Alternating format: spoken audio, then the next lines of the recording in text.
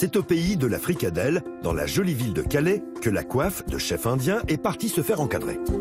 J'ai acheté cette coiffe indienne sur le plateau d'affaires conclu. Et ce dont j'avais envie, c'était de la mettre en valeur en décoration murale.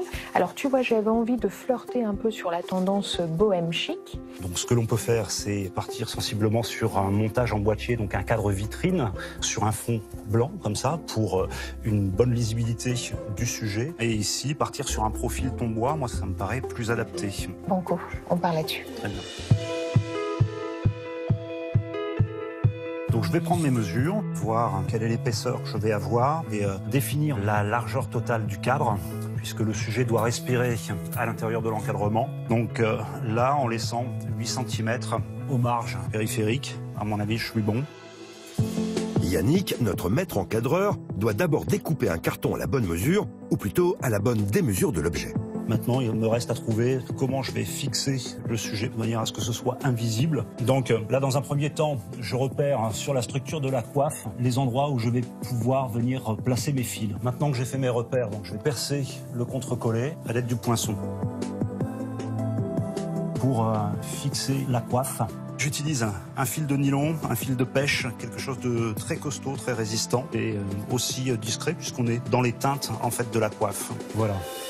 Yannick peut à présent s'attaquer à la réalisation de l'encadrement. Et c'est sur une guillotine pneumatique que notre sympathique bourreau découpe les profils en bois de hêtre. La guillotine, ce sont tout simplement 2 lames à 90 degrés qui vont venir en fait couper la baguette en onglets.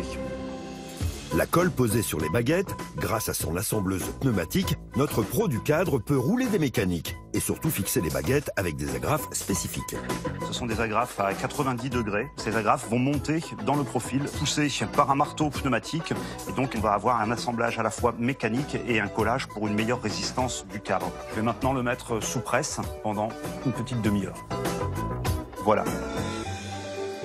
Notre maestro met son temps à contribution pour découper le verre et le placer précautionneusement dans le cadre. Ce qui est délicat dans cette étape, c'est en fait de placer le verre sans qu'il ne voile. On est sur un verre clair de 3 mm d'épaisseur, donc qui est assez rigide, mais il faut le faire descendre le plus délicatement possible dans le boîtier. Armé de son irremplaçable colle à bois, Yannick installe les entretoises pour maintenir le verre. Les entretoises donc vont séparer le verre du fond sur lequel est positionnée la coiffe.